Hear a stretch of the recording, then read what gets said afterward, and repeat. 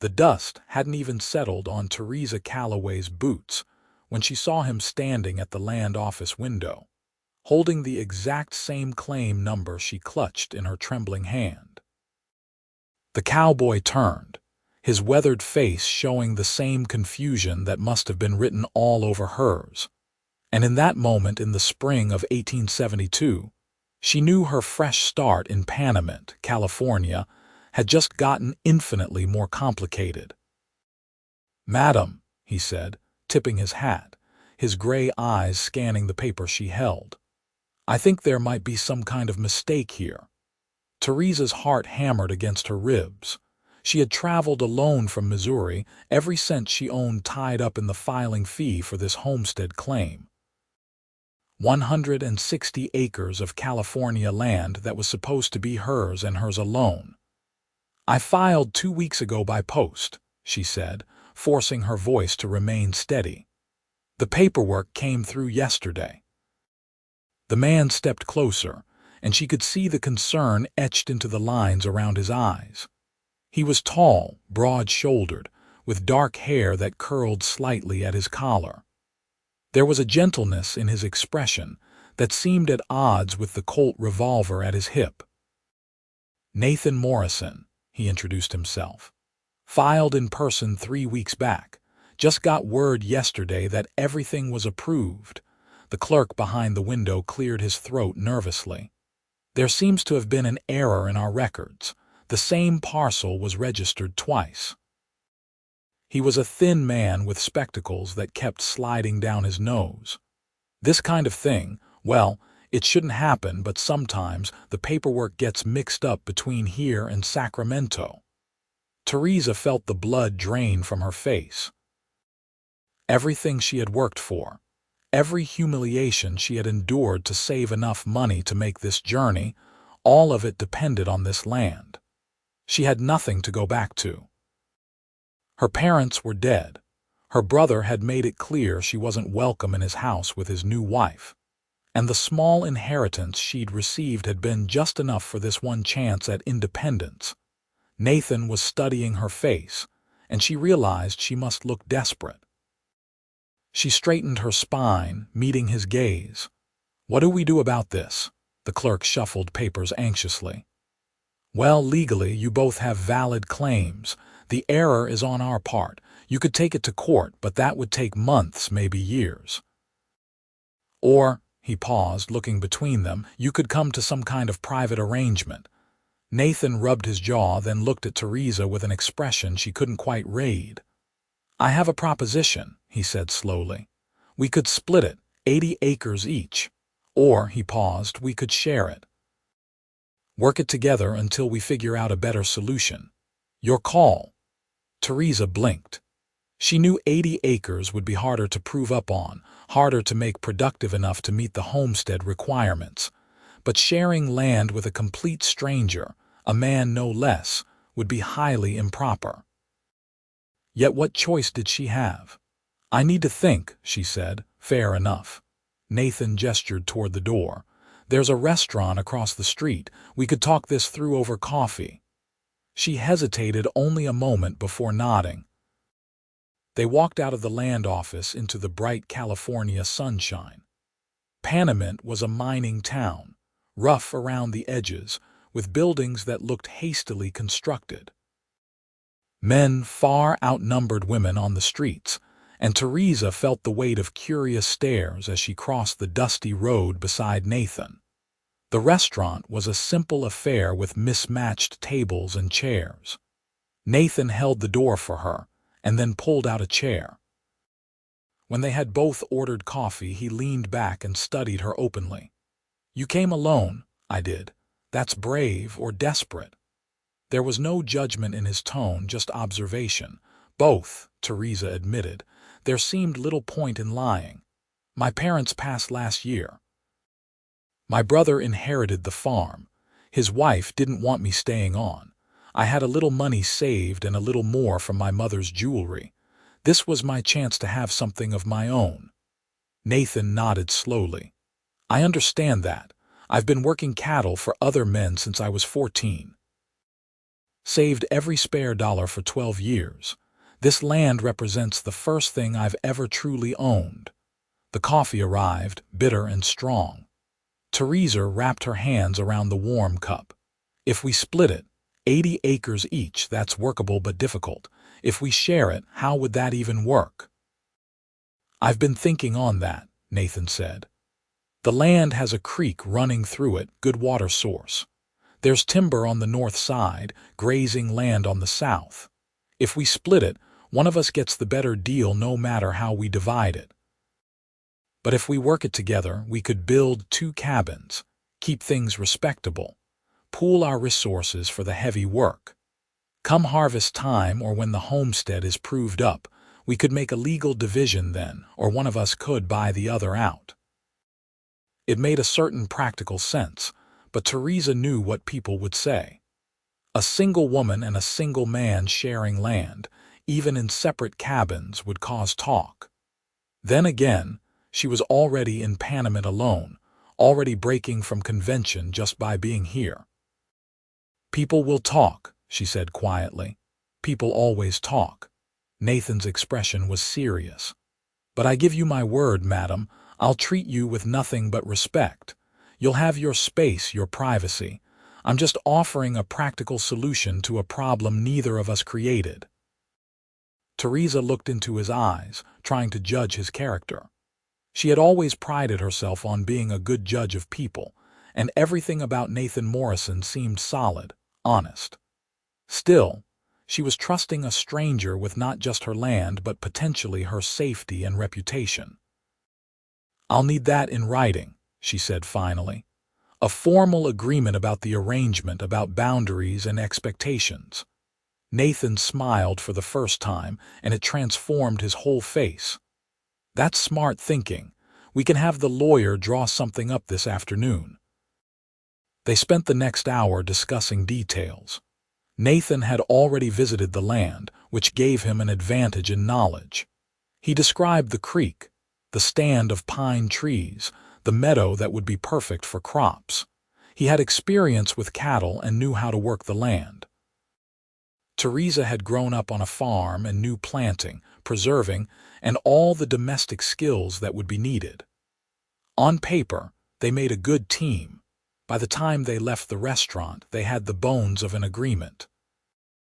They visited the lawyer, a gray-haired man named Mr. Peterson, who raised his eyebrows at their unusual request, but drew up a contract nonetheless. It specified separate dwellings at least 100 feet apart, equal say in decisions about the land, and a commitment to work together for at least 1 year before making any decisions about division or sale. This is highly irregular, Mr. Peterson said as they signed, but it's legal. I'd advise you both to be clear about your intentions and boundaries. This kind of arrangement can lead to complications. We understand, Nathan said, and Theresa nodded her agreement. They left town late that afternoon in Nathan's wagon, loaded with supplies. Theresa's trunk sat in the back along with lumber, tools, sacks of flour and beans, and everything else they would need to start building their homesteads. The ride took 3 hours, following rough trails into the hills east of Panamint. As the sun began to lower in the sky, they crested a rise and Nathan pulled the wagon to a stop. There, he said, pointing down into a valley. That's ours. Theresa caught her breath. The land spread before them in shades of gold and green. The creek Nathan had mentioned sparkled in the late afternoon light, winding through the property like a silver ribbon. Pine trees clustered on the northern slopes, and the meadowland looked rich and promising. Mountains rose in the distance, purple against the dimming sky. It's beautiful, she whispered. It is, Nathan agreed, and she could hear the satisfaction in his voice. I thought the same thing when I first saw it. This is land worth fighting for. They drove down into the valley as dusk settled around them. Nathan had already established a basic camp near the creek during a previous visit. There was a fire ring, a place where a tent had been pitched, and evidence of someone clearing brush. He helped Theresa down from the wagon and immediately set about building up the fire while she looked around, trying to orient herself in the fading light. "We'll camp together tonight," Nathan said, feeding sticks into the growing flames. "Tomorrow we'll start on your cabin. I'll sleep under the wagon to keep things proper." Theresa felt a rush of gratitude for his thoughtfulness. "Thank you," she said. "I know this situation isn't ideal for either of us." "Maybe not ideal," Nathan agreed, settling back on his heels to watch the fire catch. "But I've got a feeling it might work out better than we think." That night, Theresa lay in her bedroll under the stars, listening to the unfamiliar sounds of the California wilderness. She could hear the creek babbling nearby, night birds calling, and the occasional rustle of small animals in the brush. Somewhere on the other side of the fire, she knew Nathan was bedded down under the wagon. It was strange, being out here with a man she'd just met, trusting him to keep his word. Yet somehow, she felt safer than she had in months. The next morning they rose with the sun and set to work immediately.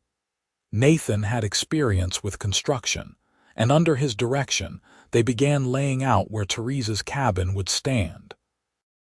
He had chosen a spot about 150 feet from where his own cabin would eventually be built, near enough for safety but far enough for privacy, with a small grove of trees between the two sites. "We'll start with yours," Nathan explained as they measured and marked. "Get you settled first, then work on mine. I don't mind camping a while longer." "That doesn't seem fair," Theresa protested. "It's practical," Nathan countered. "You need proper shelter more than I do. Besides, I've been sleeping rough for years. A few more weeks won't hurt me." They fell into a rhythm quickly. Nathan did the heavy work of felling trees and shaping logs, while Theresa helped where she could and prepared their meals. In the evenings, after exhausting days of labor, they would sit by the fire and talk. Nathan told her about growing up in Texas, losing his parents to fever, working his way north through cattle drives and ranch work. Theresa shared her own story, the loneliness of being the unmarried daughter, the way her brother's wife had made her feel like an intruder in her own home. "You're not an intruder here," Nathan said one evening, his voice quiet but firm. "This is your land as much as mine. Don't ever forget that." The cabin began to take shape over the following weeks. It was simple, just one room with a stone fireplace, but Nathan built it solid and true. He showed Theresa how to chink the logs with mud and moss, how to set the window frames he'd carefully crafted. She proved to have a good eye for detail, catching problems he missed and offering suggestions that improved the design. They worked together on the roof, Theresa handing up shingles while Nathan nailed them in place. It was hot work under the California sun, and by midday, they were both sweating and tired. Nathan climbed down from the roof and wiped his forehead with his sleeve. "We're making good progress," he said, surveying their work with obvious satisfaction. "Another week and you'll have a proper home." Theresa looked at the cabin, feeling a swell of pride and something else, something she was afraid to name. In the weeks they had been working together, she had come to appreciate Nathan's steady presence, his quiet competence, the way he treated her as a true partner rather than a burden or an inferior. She caught herself watching him sometimes, noticing the way his muscles moved under his shirt when he swung an axe, the concentration on his face when he was working out a problem, the rare but genuine smiles he gave when something pleased him. "Nathan," she said impulsively, "why didn't you argue with me that first day? You filed first. You could have insisted the land was yours." He was quiet for a moment, studying her face. "Didn't seem right," he said finally. "You traveled a long way, put your trust in the system same as me. The mistake wasn't your fault. Besides," he smiled slightly, "I had a feeling about you, thought maybe we could make this work." What kind of feeling? That you were someone worth knowing, someone strong enough to take a chance on something different. He held her gaze for a long moment, and Theresa felt her heart skip. Then Nathan cleared his throat and turned back toward the woodpile. We should get back to work. Want to finish this section before dark. By the time summer settled fully over the valley, Theresa's cabin was complete. Nathan had even built her a small porch where she could sit in the evenings. The day they moved her trunk inside and set up her bed and table felt momentous. She had a home, a real home that was hers. That evening, she cooked dinner in her new fireplace and invited Nathan to share the meal. They sat at her small table, eating stew and cornbread, and the domesticity of it felt both strange and comfortable. "Thank you," Theresa said, "for everything. For sharing the land, for building this, for keeping your word." Nathan shook his head. "We built it together, and I should thank you too. This has been, well, it's been nice having a partner, someone to work alongside. I didn't realize how lonely I was before."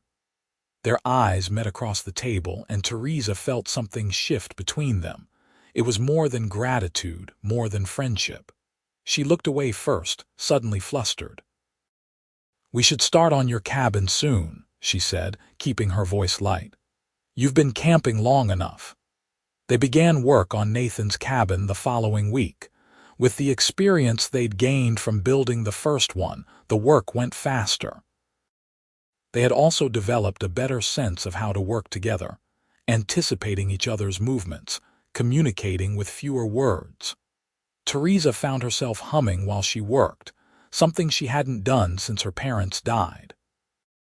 One afternoon, while Nathan was fitting logs, a rider appeared on the ridge above them. Nathan immediately moved closer to where his rifle leaned against a tree, his whole body tensing. Theresa felt a flutter of fear. They were isolated out here, and she was suddenly aware of how vulnerable they were. The rider descended slowly, and as he got closer, Theresa could see he was an older man with a badge pinned to his vest. "Hello, the camp," he called out. Nathan relaxed slightly but kept himself positioned between Theresa and the stranger. "Afternoon, Sheriff. Something we can help you with," the sheriff, a weathered man with a gray mustache, pulled his horse to a stop. "Just checking on you folks. Had word there was some confusion about this claim.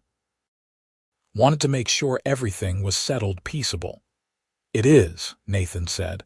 "We've got a legal agreement drawn up by Mr. Peterson in town.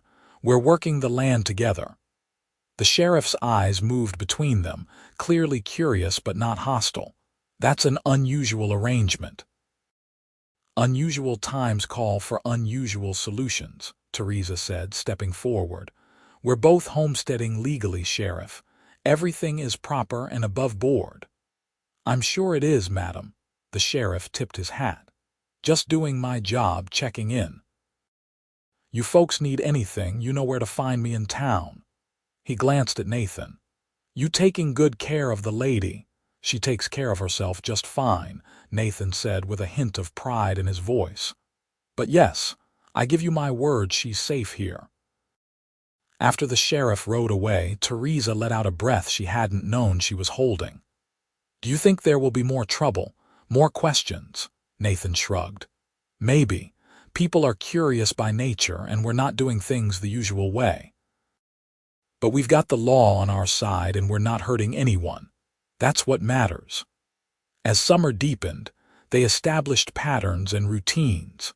They worked on improving the land, clearing more ground for planting, building a small barn to shelter the horse and cow Nathan purchased in town. They took turns riding to Panamint for supplies, and Theresa gradually became a familiar sight in town, the woman from the shared homestead. Some people were friendly, others disapproving, but she held her head high and minded her own business. The hard work and good food filled out the hollows in Theresa's cheeks. She grew tanned and strong from the outdoor labor. Nathan's cabin was completed by late summer, and he moved in with obvious relief at having a real roof over his head again. But Theresa found she missed his presence at her campfire, missed the easy conversation that had filled their evenings. They still shared meals most nights, alternating between cabins.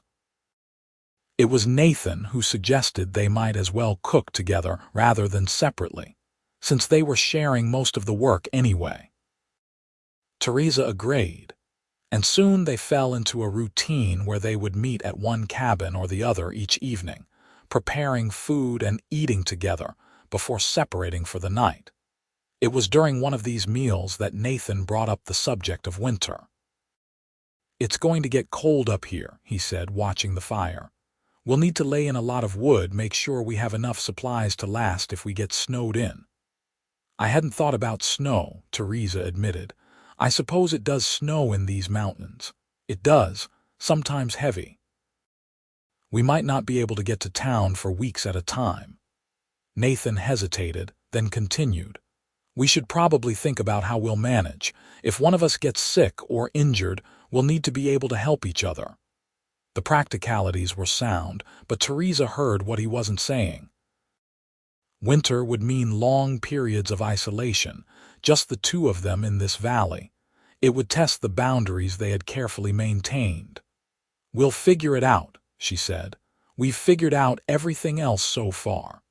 They spent September and October preparing. They cut and stacked wood until there were enormous piles near both cabins.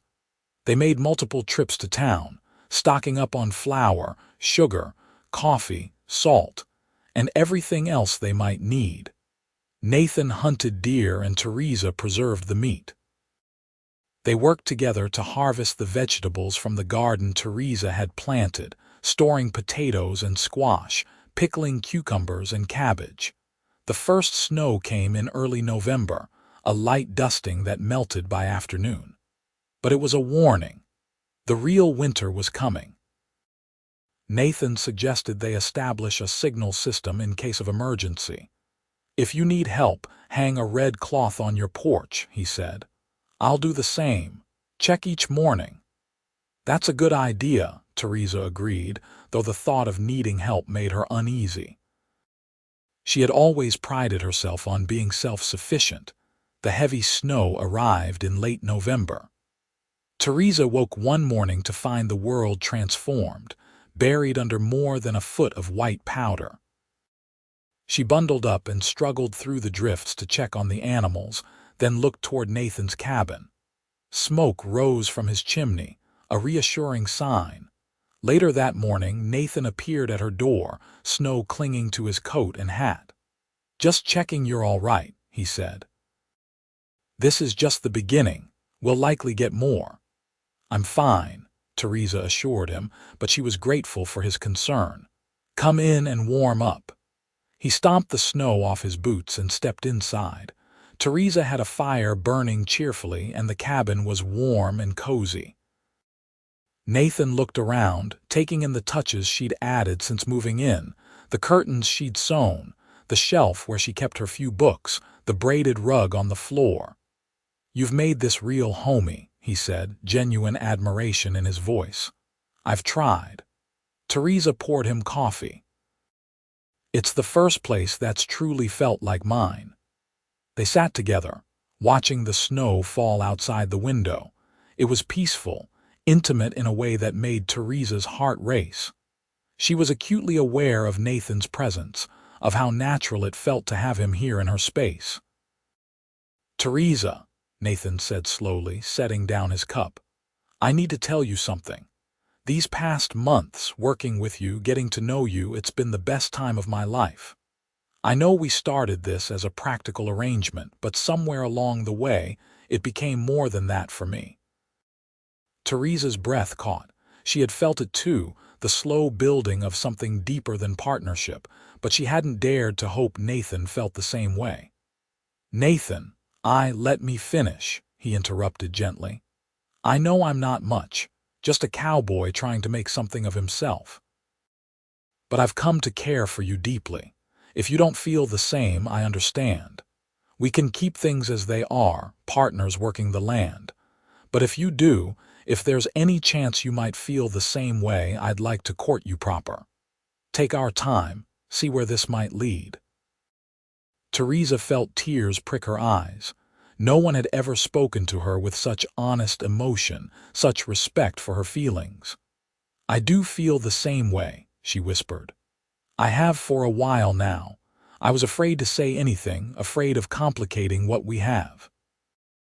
Nathan reached across the table and took her hand. His palm was rough with calluses, warm and strong. "Then we'll figure it out together, same as we've figured out everything else." That winter became a time of discovery. They were careful to maintain proprieties, but they spent increasing amounts of time together. Nathan taught Theresa to play chess on the board he carved from pine. She taught him to appreciate poetry, reading aloud from her small collection of books while he whittled by the fire. They talked about everything, their hopes and fears, their memories and dreams. On Christmas Eve, Nathan presented Theresa with a gift he'd been working on secretly. It was a beautiful wooden box with her initials carved into the lid. "For keeping your special things," he said shyly. Theresa was deeply touched. She had made him a shirt from fabric she'd bought on her last trip to town, stitching it by lamplight when he wasn't around. When he tried it on, the fit was perfect, and the pleasure on his face made all the painstaking work worthwhile. "We're good together," Nathan said that night as they sat by the fire in his cabin. "Not just working the land, in all the ways that matter." "We are," Theresa agreed, leaning against his shoulder. He put his arm around her and they sat in comfortable silence, watching the flames dance. January brought brutal cold and more snow. There were days when the wind howled so fiercely that going outside was dangerous. During the worst of it, Nathan and Theresa took turns staying in each other's cabins, not wanting to risk separation if an emergency arose. They were careful about it, always maintaining separate sleeping arrangements, but the forced proximity only deepened their bond. One night, during a particularly fierce blizzard, they were both in Theresa's cabin. Nathan had insisted on staying rather than risk the trek back to his place in whiteout conditions. He'd bedded down by the fire while Theresa took her bed, but in the middle of the night she woke to hear him moving around. "Nathan, are you all right?" "Just checking the fire," he said quietly. "Go back to sleep." But Theresa could hear something in his voice. She lit a candle and sat up. In its flickering light she could see Nathan was shivering despite the fire. "You're freezing," she said, alarmed. "I'm fine," he insisted, but his teeth were chattering. Theresa made a decision. "This is ridiculous. You're going to get sick. Come here." She patted the bed beside her. "Theresa, that's not proper. We're both fully clothed. It's the middle of a blizzard and you're shaking like a leaf. Get in this bed right now, Nathan Morrison." He hesitated only a moment before complying. They lay on top of the covers, carefully not touching at first. But gradually, seeking warmth, they moved closer until Theresa was tucked against Nathan's side, his arm around her. "This is nice," Nathan murmured, his shivering finally subsiding. "It is," Theresa agreed, feeling safe and content in a way she never had before. They woke at dawn still curled together. The storm had passed, leaving the world crystal white and silent. Nathan looked at Theresa, and she saw everything she felt reflected in his eyes: affection, desire, and something deeper and more enduring. "I love you," he said simply. "I think I have since that first day when you stood in the land office looking fierce and frightened and brave all at once." "I love you too," Theresa whispered, and when he kissed her it felt like coming home. After that night they stopped pretending. They were in love and everyone in Panamint would have to accept it or not as they chose. Nathan proposed formally in February, presenting Theresa with a ring he'd had made in town from a nugget of gold he'd panned from their creek. "Marry me," he said. "Make this official. Not just the land, but us. I want to wake up next to you every morning for the rest of my life." "Yes," Theresa said, laughing and crying at the same time. "Yes, absolutely yes." They were married in March by the circuit preacher who passed through Panamint. It was a simple ceremony in the same restaurant where they'd had their first conversation, with the lawyer Mr. Peterson and a few friendly townspeople as witnesses. Theresa wore a new dress she'd sewn herself from blue calico, and Nathan had gotten a haircut and wore his new shirt. "I now pronounce you man and wife," the preacher said, and when Nathan kissed his bride, Theresa felt like her heart would burst with happiness. They returned to the homestead as husband and wife. Nathan had spent the previous week fixing up his cabin as a surprise, adding a proper bed frame and a bigger table, hanging curtains like the ones Theresa had made for her cabin. "We can decide together which cabin to use as our home," he said. "Or we could connect them somehow, make one bigger place." "Let's start in yours," Theresa said, looking around at all his careful preparations. "We can figure out the rest as we go." Their wedding night was tender and sweet, full of whispered endearments and gentle discoveries. Nathan was patient and loving, and Theresa felt cherished in a way she had never imagined possible. They fell asleep wrapped in each other's arms, the future stretching before them full of promise. Spring arrived, and they threw themselves into the work of the homestead with renewed energy. They were no longer two separate people sharing land, but true partners building a life together. They planted a larger garden, added to their small herd of cattle, and began making plans for the future. "We should think about proving up on the full 160 acres, Nathan said one evening as they discussed their plans. "Now that we're married, there's no question about the claim. And maybe expanding the house," Theresa added. "If we're going to raise a family, we'll need more room." Nathan's face lit up. "A family. I like the sound of that." Theresa did too. She had spent so long feeling unwanted, a burden to her brother and his wife. Now she had a husband who loved her and land of her own and the possibility of children to fill the home they were building together. By summer, they had established themselves as respected members of the community. The initial scandal of their arrangement had faded, replaced by admiration for how hard they worked and how well they managed their land. Other homesteaders sometimes stopped by for advice or help, and Nathan and Theresa were always generous with both. One hot afternoon in July, a family arrived at the homestead in a covered wagon. They looked exhausted and desperate, the parents gaunt, the three children hollow-eyed with hunger. "We're headed for Oregon," the father explained, "but we ran into trouble, lost most of our supplies crossing a river. We have some money we can pay for food if you can spare it."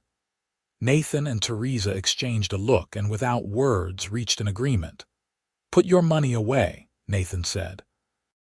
"We'll help you get restocked. You can camp here tonight, rest up before you continue on." They fed the family a hearty meal and gave them supplies from their own stores. The mother cried with gratitude, and the children ate like they hadn't seen food in days.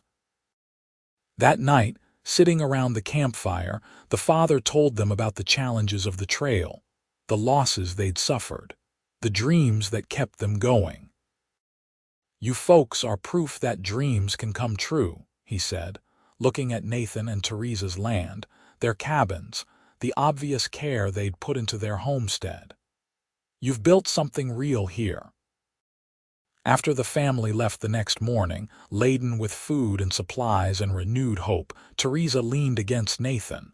"We have built something real," she said. "Something good." "We have," Nathan agreed, kissing the top of her head, "and we're just getting started."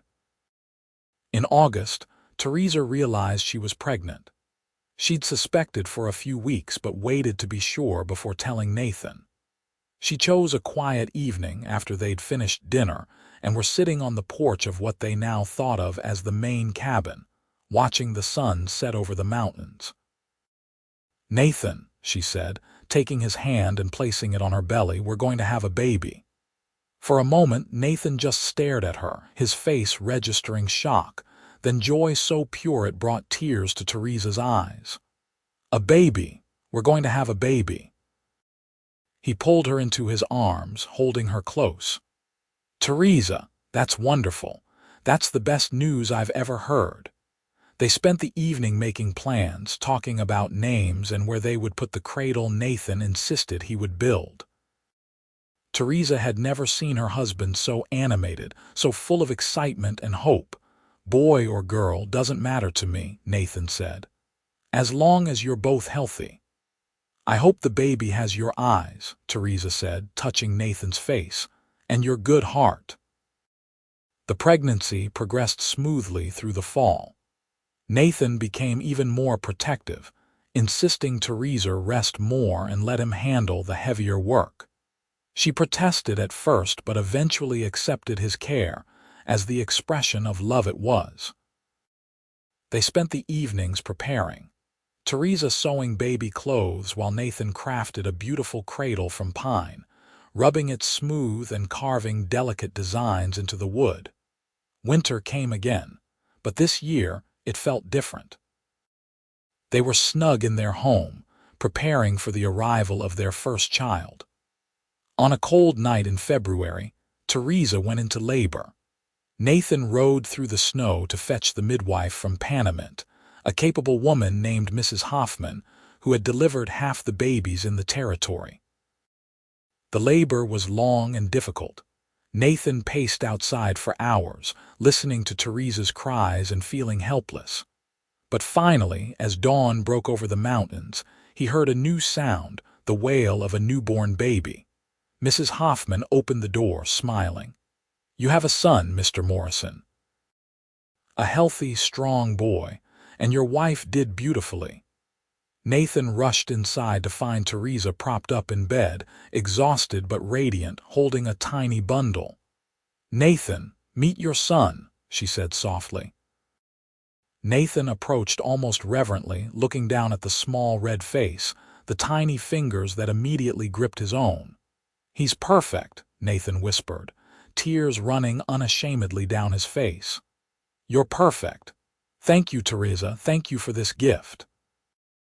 They named him Thomas Nathan Morrison, and from the moment he entered the world, he brought joy into their lives. Nathan was a devoted father, waking for nighttime feedings, changing diapers, walking the floor with the baby when he fussed. Theresa watched her husband with their son and fell in love with him all over again. As spring arrived and Thomas grew, they began expanding the house as they'd planned. With Nathan's carpentry skills and help from neighbors, they connected the two original cabins with a central room that became a larger kitchen and living space. They now had a proper bedroom, a nursery for Thomas, and space for the family they hoped would continue to grow. The homestead prospered. Their cattle herd grew, their fields produced good crops, and they were able to save money beyond what they needed for basic supplies. On the second anniversary of the day they'd met in the land office, Nathan took Theresa to town and bought her a new dress and a bonnet, insisting she deserved something special. "2 years ago, I thought my life was over," Theresa said as they drove back to the homestead, baby Thomas sleeping in her arms. "Now I have everything I never knew I wanted." "Funny how things work out," Nathan said, smiling at his wife and son. "That paperwork mistake was the best thing that ever happened to me." By the time Thomas was 2 years old, Theresa was pregnant again.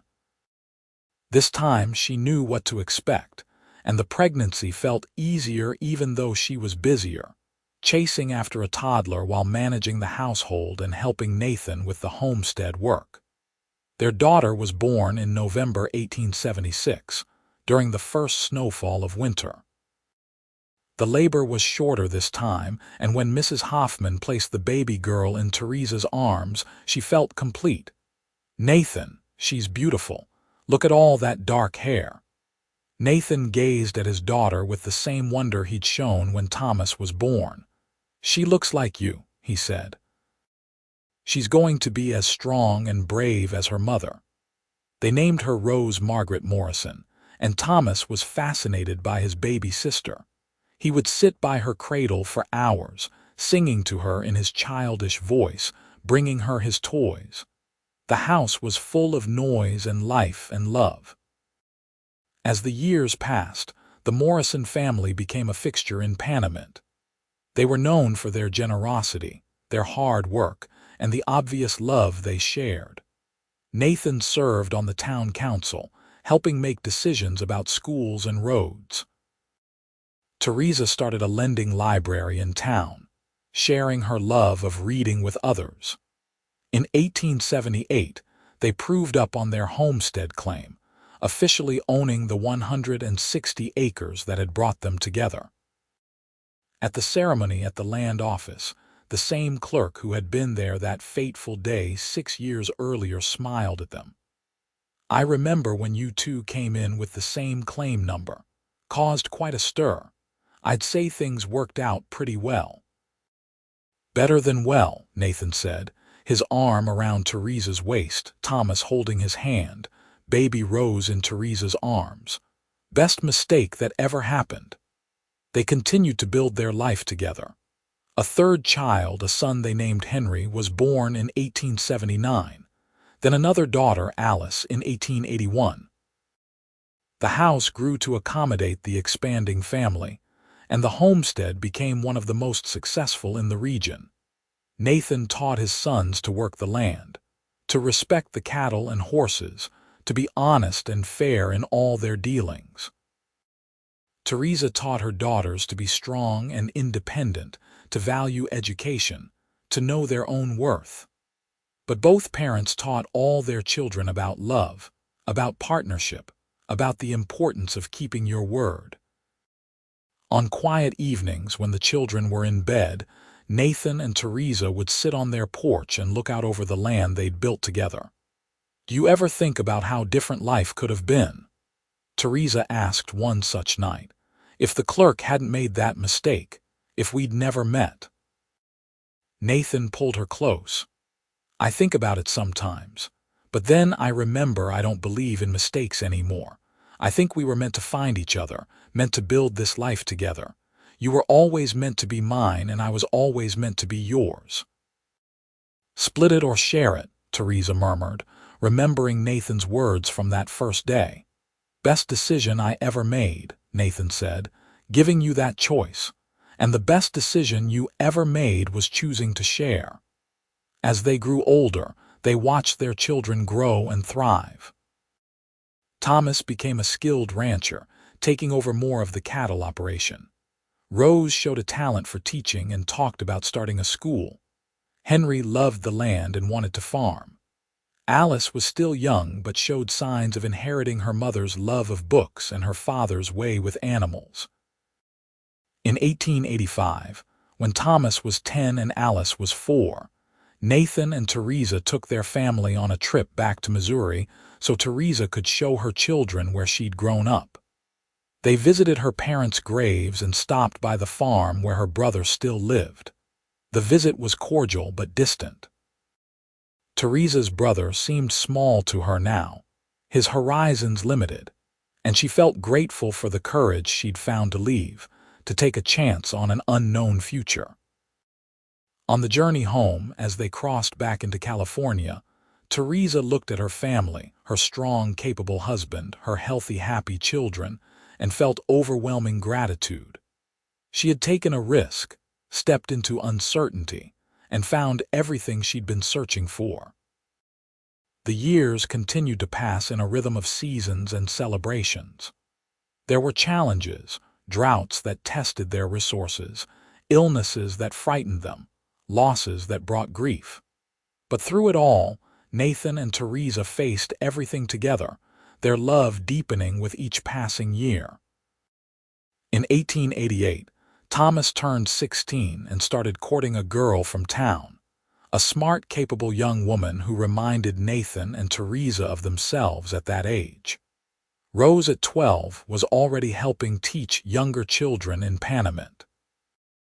Henry at 9 was his father's shadow, learning everything Nathan could teach him about managing the land. Alice at 7 was a bright spark, always asking questions, always curious about everything. On their 15th wedding anniversary, Nathan gave Theresa a locket with tiny photographs of their 4 children inside. "So you can always carry them close to your heart," he said. "The family we made together." Theresa cried happy tears as she fastened it around her neck. "I never imagined I could be this happy. That first day standing in the land office, I was so scared. I thought my one chance at independence was being taken away." "Instead, you found something better than independence," Nathan said, holding her close. "You found partnership, you found love." "We found each other," Theresa corrected. "Against all odds, we found each other." As the 1890s began, the Morrison homestead was well established and prosperous. They had expanded their holdings, purchasing adjacent land as it became available. They now ran a substantial cattle operation and grew crops that fed not just their family but much of Panamint. They'd helped several other homesteaders get started, offering advice, lending equipment, sharing their knowledge generously. Thomas married his sweetheart in 1891, and Nathan and Theresa became grandparents for the first time the following year when their grandson was born. Holding the baby, seeing Thomas as a father, Nathan felt the circle of life completing itself in the most satisfying way.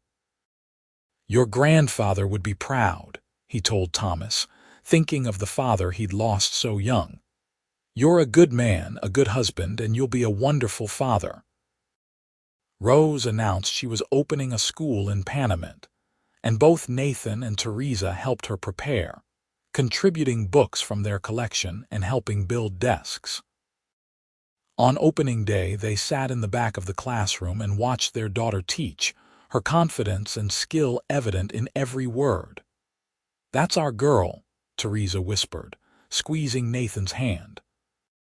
Henry took over more of the day-to-day management of the homestead, showing a talent for innovation and improvement. He implemented new irrigation techniques and experimented with different crops. Alice at 13 was showing an interest in medicine, fascinated by the work of the traveling doctor who came through Panamint quarterly. In 1895, Nathan and Theresa celebrated their 23rd wedding anniversary and the 23rd anniversary of their first meeting. They were both in their mid-40s now, their hair showing streaks of gray, their faces lined by years of sun and wind and laughter. But they were as in love as they'd been on their wedding day, maybe more so, their bond strengthened by decades of shared experiences. They decided to return to the spot where their story had truly begun, riding together to the ridge where they'd first looked down at their land all those years ago. The valley spread below them, transformed from wild scrubland into productive farmland and pasture. Their house stood solid and welcoming, smoke rising from its chimneys. Cattle grazed peacefully in the meadows and fields of crops waved in the breeze. "Look what we built," Nathan said, his voice full of wonder and satisfaction. "All of this from nothing but determination and love." "And a paperwork mistake," Theresa added with a smile. Nathan laughed, pulling her close. "The best mistake in history." They stood together on that ridge, looking at their life spread out before them, and Theresa thought back to the frightened woman she'd been, standing in the land office with her precious claim number, her last hope clutched in her hand. She remembered Nathan's words, his offer that had changed everything. "Split it or share it, your call." She had chosen to share, and in doing so had gained everything. Not just land, but love, family, partnership, and purpose. She had found a home not just in the physical sense but in the deepest meaning of the word, a place where she belonged, where she was valued, where she was loved. "What are you thinking?" Nathan asked, watching her face. "That I would choose you again," Theresa said softly. "Every single time, in every possible version of our story, I would choose to share. I would choose you." Nathan kissed her then, tender and sweet, and Theresa felt the same flutter in her heart she'd felt the first time he'd kissed her, and every time since. Some loves fade with time, worn down by the difficulties of life. But theirs had only grown stronger, deepened by every challenge they'd faced together, every joy they'd shared. As they rode back down to the homestead, they could see their family gathered on the porch. Thomas with his wife and baby, Rose home for a visit, Henry working on repairing a fence post, Alice reading on the porch swing. They looked up as Nathan and Theresa approached, waving and calling greetings. This was their legacy, Nathan thought. Not just the land, though that mattered. Not just the buildings and the cattle and the crops, though those had value. Their real legacy was this family, this love, this proof that taking a chance on another person could lead to miracles. That evening, with the whole family gathered for dinner, Alice asked how her parents had met. It was a story the children had heard before, but they never tired of it. Nathan and Theresa looked at each other and smiled, and together they told the tale again. They described that day in the land office, the confusion and fear, the moment of decision. They talked about those first difficult weeks, learning to trust each other, working together to build the cabins. They spoke of falling in love slowly, carefully, honestly. They told of the challenges they'd faced and the joys they'd shared. "The best decision I ever made," Nathan said, looking at his wife with love shining in his eyes, "was offering to share instead of fight. The second best was falling in love with your mother. And mine," Theresa added, "was trusting him. Trusting that someone could be exactly who they claimed to be, that a stranger could become a partner, and a partner could become the love of my life." Thomas raised his glass. "To my parents, who taught us that love is about partnership, respect, and commitment. Who showed us that the best things in life are worth working for and waiting for." They all toasted. And as Theresa looked around the table at the faces of the people she loved most in the world, she felt profound gratitude. Her life hadn't turned out anything like she'd planned. It had turned out infinitely better. As the years continued to pass, Nathan and Theresa gradually stepped back from the daily operations of the homestead, letting their children take over while they enjoyed a quieter pace of life. They spent time with their growing number of grandchildren, took trips to visit friends and family, and savored the simple pleasure of each other's company. They were in their 50s when Henry married a woman from a neighboring homestead, cementing an alliance between two of the most successful families in the region. Alice, following her passion, went to study nursing in San Francisco, promising to return and bring proper medical care to Panamint. Nathan and Theresa were immensely proud of all their children, of the adults they'd become, the values they held, the lives they were building. "We did well," Nathan said one evening as they sat together watching the sunset, a ritual they'd maintained for decades. "We did," Theresa agreed, her head on his shoulder. "I sometimes can hardly believe this is my life. It seems too good to be true." "It's true," Nathan assured her, kissing her forehead. "Every bit of it is real. We made it real together." In 1902, they celebrated their 30th wedding anniversary with a huge party at the homestead. Friends and neighbors came from miles around, and the celebration lasted from morning until well after dark. There was music and dancing, food and laughter, and speeches that made both Nathan and Theresa tear up with emotion. "To Nathan and Theresa Morrison," said Mr. Peterson, the lawyer who'd drawn up their original agreement and was now an old friend. Two people who took an impossible situation and turned it into an inspiring story, who proved that with respect, hard work, and love, anything is possible. As Nathan danced with Theresa under the stars that night, he whispered in her ear, "30 years, and I love you more today than I did the day we married." 30 years, Theresa echoed, and we're just getting started. But time, as it always does, continued its relentless march. Nathan's hair turned fully white, and he developed a limp from an old injury that he'd ignored for years. Theresa's hands became gnarled with arthritis, making it harder to sew and write, activities she'd always loved. But they adjusted, accepting the limitations that came with age, grateful for each day they had together. Thomas ran the cattle operation with great success, expanding it even beyond what Nathan had achieved. Rose's school had grown, and she now had 2 assistant teachers helping her educate the children of Panamint. Henry's innovations in farming had made the Morrison homestead one of the most productive in California. And Alice had returned as promised, setting up a medical practice in town and bringing modern health care to the region. Nathan and Theresa were surrounded by grandchildren now, a whole new generation of Morrisons running around the homestead.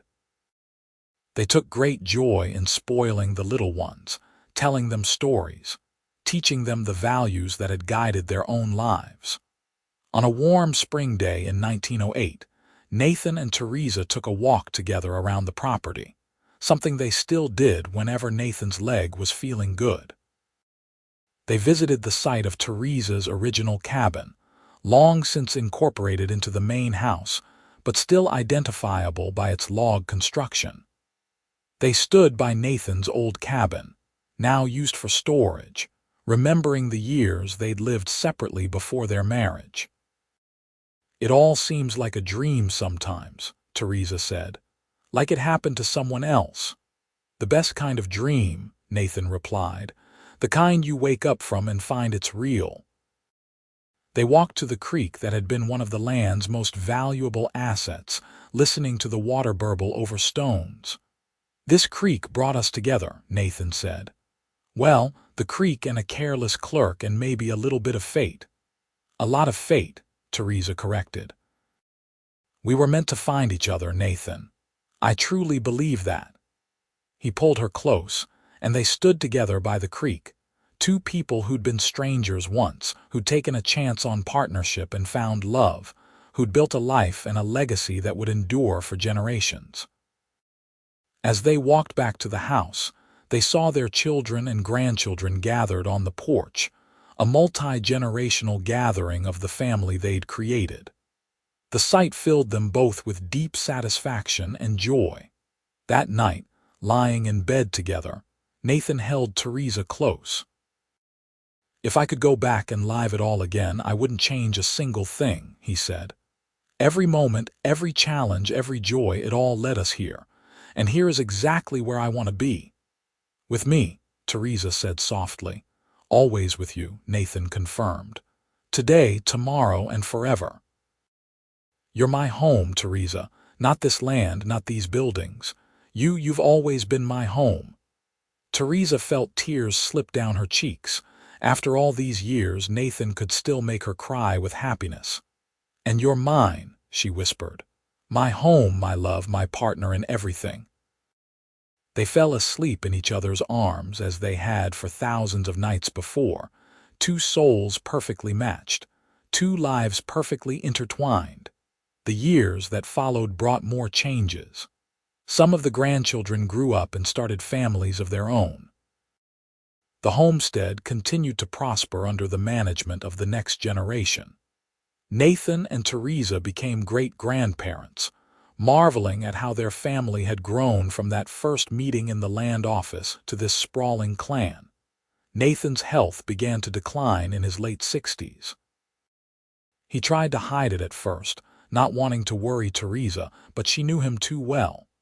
She insisted he see Alice, who confirmed what they'd both suspected. His heart was wearing out, and there was little to be done beyond rest and reduced activity. Nathan accepted the diagnosis with grace.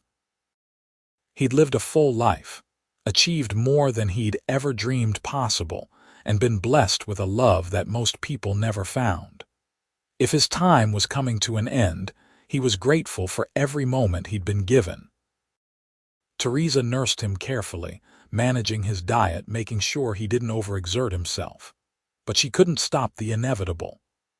On a quiet autumn evening in 1912, with his family gathered around him, Nathan Morrison passed peacefully in his sleep, Theresa holding his hand.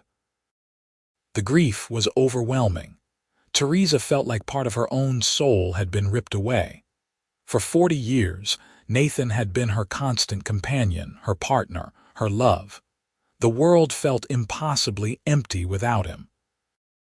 But she had her children and grandchildren and great-grandchildren, all of them grieving but also celebrating the remarkable man Nathan had been. The funeral was the largest Panamint had ever seen, with people coming from across California to pay their respects to a man who'd been known for his integrity, his kindness, and his deep love for his family. In the days and weeks that followed, Theresa found comfort in memories. She would sit on the porch where she and Nathan had spent so many evenings and feel his presence beside her. She would walk to the creek and remember their first spring on the land, working together to build her cabin. She would look at the locket he'd given her on their 15th anniversary and feel the love that had sustained them for 4 decades. Her children worried about her, tried to convince her to move in with one of them. But Theresa insisted on staying in the house she and Nathan had built together. "This is where we lived our life," she said firmly. "This is where I still feel closest to him. I'm not leaving."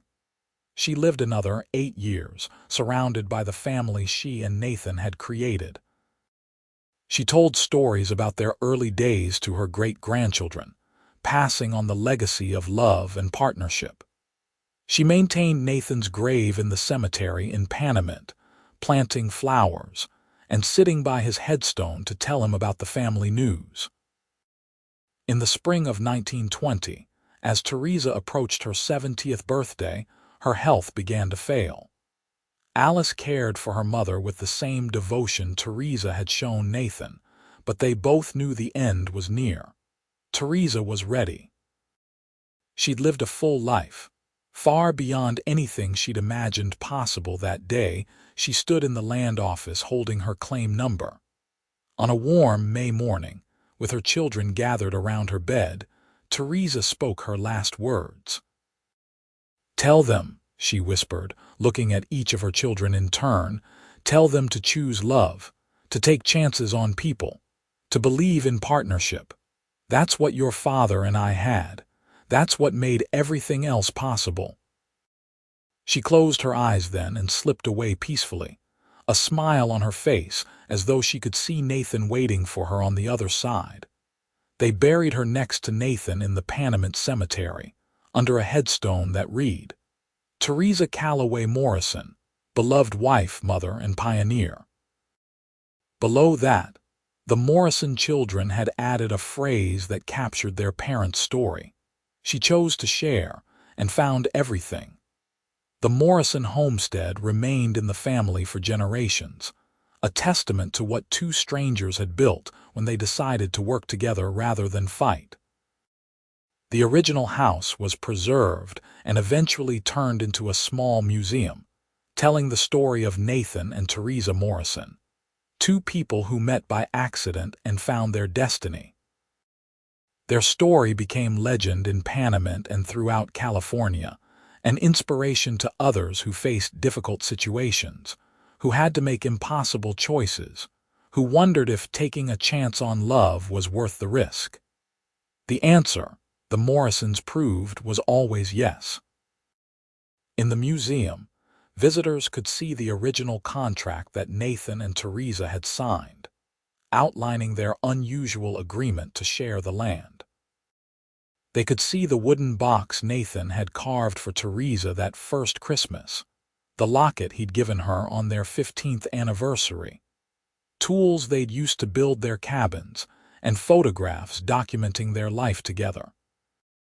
But more than artifacts, the museum preserved their story, the tale of two strangers who met at a land office with the same claim number, who chose cooperation over conflict, partnership over separation, and ultimately found a love that transcended time and death. Their descendants carried on the values Nathan and Theresa had instilled, building their own lives on foundations of respect, hard work, and love. The Morrison name became synonymous with integrity and community service in California. Teachers, doctors, ranchers, and business owners, each generation adding to the legacy while staying true to the principles that Nathan and Theresa had lived by. On the anniversary of that first meeting each year, the Morrison family would gather at the homestead for a reunion. They would stand on the ridge where Nathan and Theresa had first looked down at their land, and someone would tell the story again, keeping it alive for new generations. Our great-great-grandfather stood in a land office in 1872, the story always began, and saw a woman holding the same claim number he held. He could have fought her for it, taken it to court, insisted on his rights. Instead, he made her an offer: split it or share it, your call. And our great-great-grandmother, scared but brave, chose to share. In doing so, she didn't just gain land. She gained a partner, a husband, a family, and a love story for the ages. The story of Nathan and Theresa Morrison became part of the fabric of Panamint's history, taught in Rose Morrison's school and its successor institutions, written about in local histories, passed down through families, as an example of how human connection and cooperation could create something beautiful from unpromising beginnings. Historians studying the Homestead era would point to the Morrisons as an example of the resilience and adaptability required to survive and thrive in the Old West. Relationship counselors would use their story as a model of healthy partnership and communication. And countless people facing their own difficult decisions would draw inspiration from two people who chose the harder path of cooperation and found it led to happiness beyond measure. The land itself remained productive for over a century, managed carefully by each generation of Morrisons, a living tribute to Nathan and Theresa's original vision. The creek still flowed clear and cold, the meadows still bloomed in spring, and the mountains still stood guardian over the valley where two strangers had once decided to share rather than split, and in doing so, had found everything worth having. And so the story ended not with death but with legacy, not with loss but with continuation, not with an ending but with countless new beginnings as each generation of Morrisons carried forward the values and love that Nathan and Theresa had nurtured on a homestead in California, proving that the best stories are the ones that never truly end but live on in the hearts and lives of those who come after. Their graves in Panamint Cemetery became a popular visiting spot, not just for family but for couples who wanted to stand together and remember what real love looked like, for people seeking inspiration in their own struggles, for historians and romantics alike who were drawn to the story of two people who met by chance and built a love that defied the odds. The epitaph on Nathan's stone read, "Nathan Morrison, beloved husband and father, a man who knew the value of partnership." And beneath Theresa's name and dates, the words, "She took a chance on sharing and found her home." Together, even in death, they told a story of hope, of courage, of the transformative power of love and partnership. They reminded everyone who heard their tale that sometimes the best things in life come from unexpected places, from mistakes that turn into miracles, from strangers who become soulmates. The Morrison homestead stood for generations as proof that with respect, hard work, and love, two people could build not just a life but a legacy that would inspire others long after they were gone. And every spring, when the wildflowers bloomed in the meadow where Nathan and Theresa had once worked side by side, it felt like the land itself was celebrating the love story that had begun with a simple choice and blossomed into something eternal. Split it or share it, your call. Those words, spoken in uncertainty, had led to the greatest certainty of all, that Nathan and Theresa Morrison were meant to be together, meant to build a life on that California homestead, meant to love each other through all the challenges and joys that life could bring. Their story proved that sometimes the biggest risks lead to the greatest rewards, and that choosing to share rather than divide can open doors to happiness beyond imagination. And in the end, that was the true legacy of Nathan and Theresa Morrison. Not just land or descendants or material success, but the enduring proof that love, real love built on partnership and respect and daily choice, can transform everything, can turn strangers into family, can take an impossible situation and create from it something beautiful and lasting and true. Their love story became a beacon for others, a reminder that in a world that often seemed harsh and unforgiving, two people who chose to work together, to trust each other, to build something meaningful side by side, could create miracles. And that perhaps the greatest adventure of all is not conquering land or accumulating wealth, but finding another soul who sees the world as you do and agreeing to walk through it together, hand in hand, heart to heart, from that first uncertain meeting until the very end and beyond.